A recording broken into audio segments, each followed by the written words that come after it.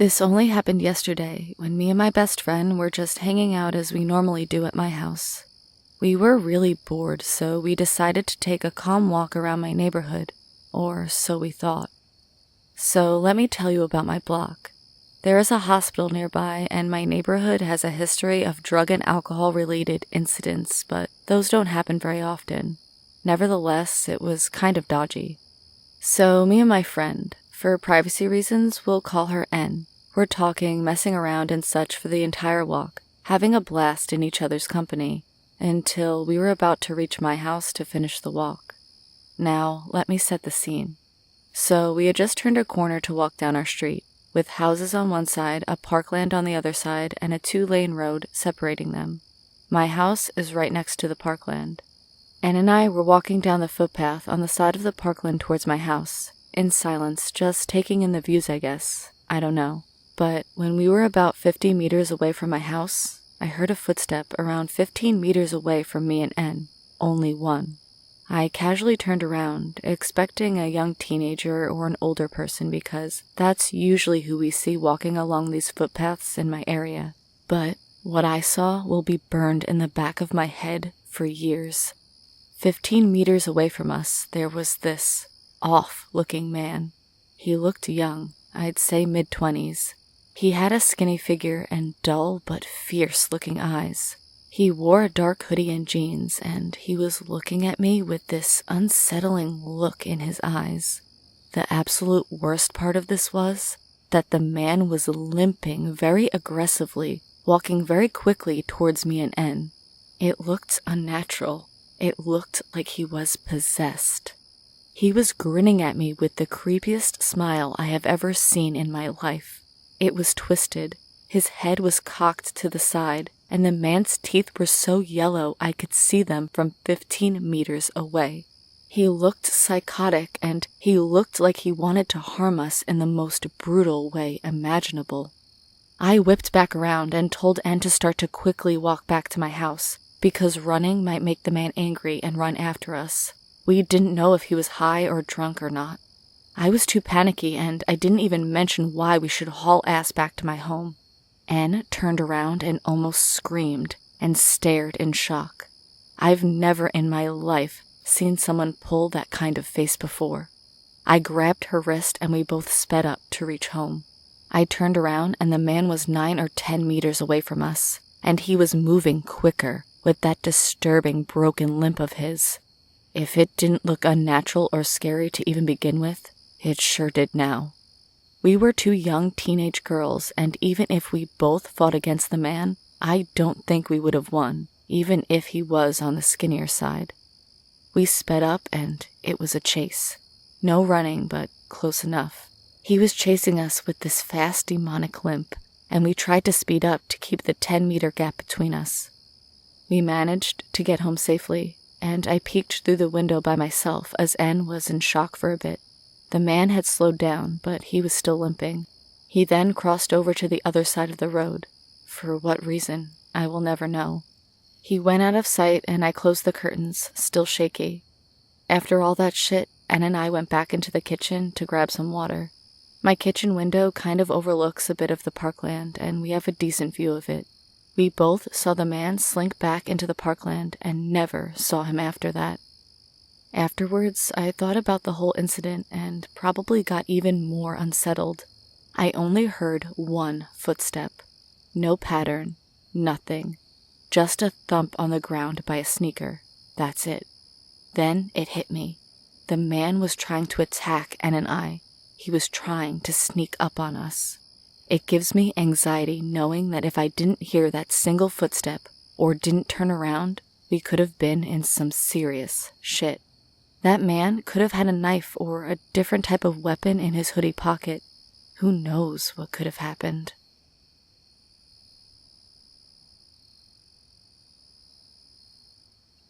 I've been working as a second shift shelf stocker at my local Walmart for the past month or so, which means I occasionally get to deal with the creepy customers near the end of my shift.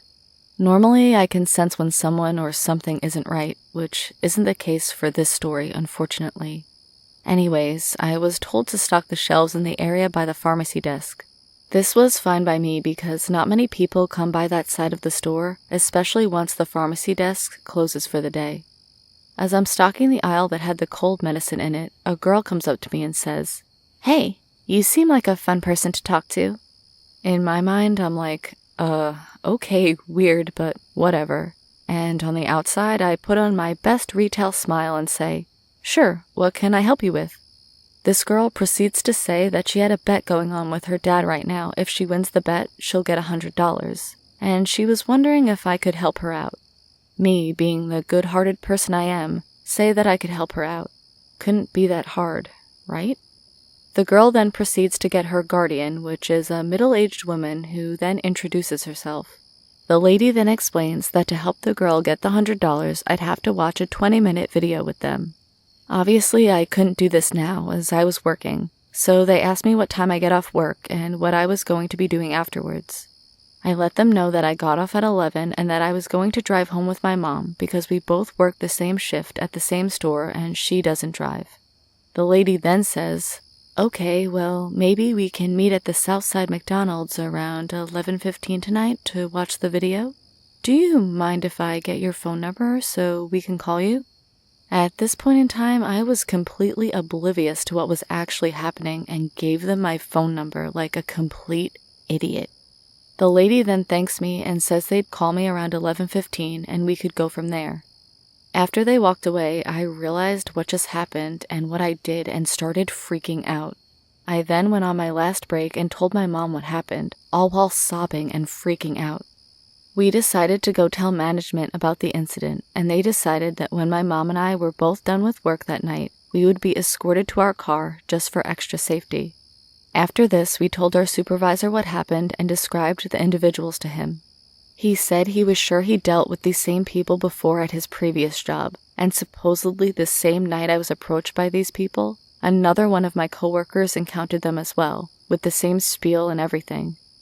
As my mom and I were being escorted out, I got a phone call from a number I didn't recognize, and they didn't leave a voicemail. I started to freak out again, and we decided to go to the cops just to play it safe. After we had told the officer the story and gave them the phone number that had called me, he said that it was really weird for this to be happening in our town, which is a relatively small town in my opinion. About an hour later, I got a call from the officer I had talked to. He found out some more information about these people that approached me. He called the number I gave him and posed as a friend of mine to get more information, and found out that they were trying to recruit me to work for them by traveling and earning money. It was even more sketchy when I was told this group has a website, a YouTube channel, you name it. The officer also tells me that the group is a pyramid scheme, which is illegal in the US and elsewhere. Basically, if you don't know what that is, it's a form of investment where a paying participant has to recruit 2 or more participants. Once these 2 people have been recruited, the people who talk them into joining get paid more money, and the newer people get paid less money. The interesting thing was the fact that I didn't get a creepy vibe from these customers. They were generally nice and friendly people. However, they almost seemed too nice not to be up to something, obviously. This happened to me a few days ago, and I'm still having panic attacks about it, and the managers at my store are hopefully going to gather us all together at one point soon to give us some tips if it happens again. Although it's currently not a part of our training and stuff we have to go through.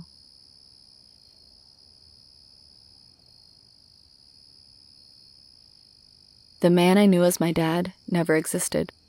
This is almost the sort of thing that's so off and so evil that no one would actually believe me. My friends know most of the story, but not the real gory details, only the gist of it. I guess I'll start at the beginning. I'll be writing as I remember the events, but I'll try to keep them in sequential order as best I can. Since my mother was pregnant with me, my father had control of our family's finances. All the money that both he and my mother earned, he could use and swap between bank accounts as he pleased. Since 2013, though, we'd been having some problems with money. Problems we shouldn't have been having. Both of my parents' jobs paid over $100,000 a year before tax. Yes, my brother and I both went to private schools.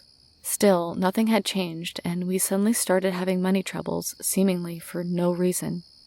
Fast forward to February of 2015, and my father had a heart attack.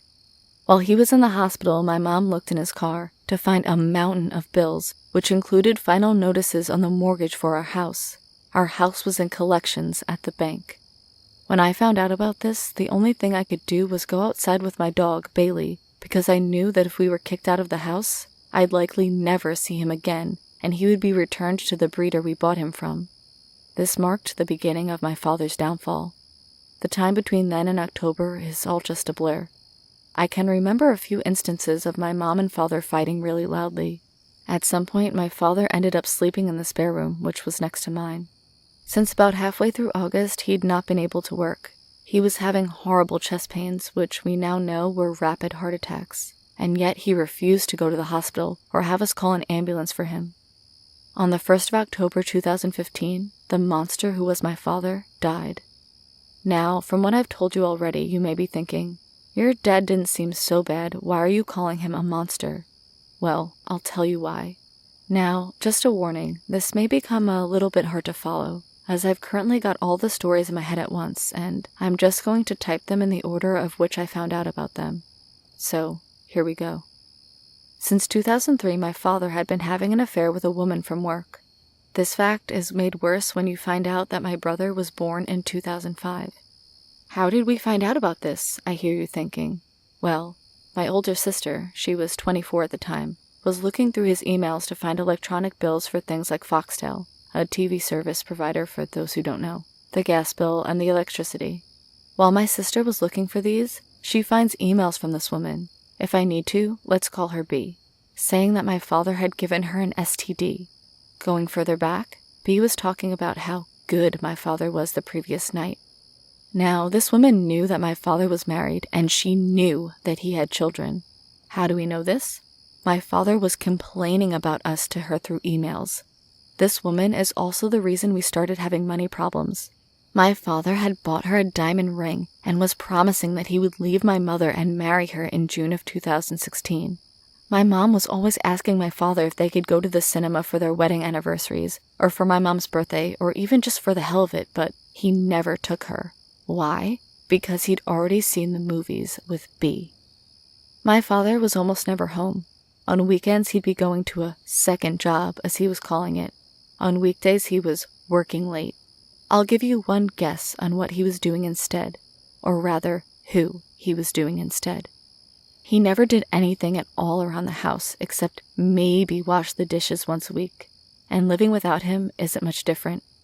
My mom, my brother, and I almost always would go on holiday in September, and my mom had been saving up to do it for a while, and everything was booked, so we went. My sister was left home supervising my father. When we got back, my mom found bills for a dog feeding service from before any of his medical issues began biting him in the ass. The bills were for the dates when we were on holiday. Instead of staying home like he was supposed to, he paid someone else to feed Bailey and spent the 2 weeks at B's house. After talking about my father's behavior with a psychiatrist, we've come to the conclusion that my father was a sociopath. He was pretending to be the kind, funny, caring person I thought he was my entire life. He didn't even really care about me. He didn't even care about himself enough to lose some goddamn weight, because if he had, he would have never had the heart attack. This last little bit, I don't know too many details about.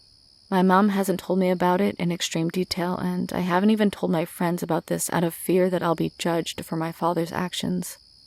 My father was a rapist. I don't know when, and I don't know who. This is all that my mom has told me, and she's told me not to say anything to anyone who knows me because I will more than likely be seen as a rapist by people who don't know the full story. Please don't judge me because of something my father did. He made his own decisions, and I could never do that to someone. But this, if nothing else, tells me that my dad was a lie. I know that some people will think that I'm just doing this to get attention, but frankly, typing this out has helped me a lot. Thanks for reading. It means a lot.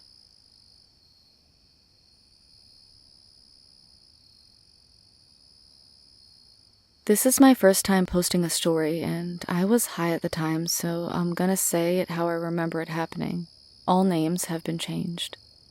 I'm a 17-year-old Hispanic female, but at the time this happened I was 14, and this took place in Texas. I had recently gotten out of a mental health hospital and was diagnosed with chronic depression, bulimia, and body dysmorphia. So the only way I felt loved or appreciated was by having sex with older men and doing drugs. It was summer and I was about to start high school. I was invited to a party with some of my older friends, Vanessa, Callie, and Jackie.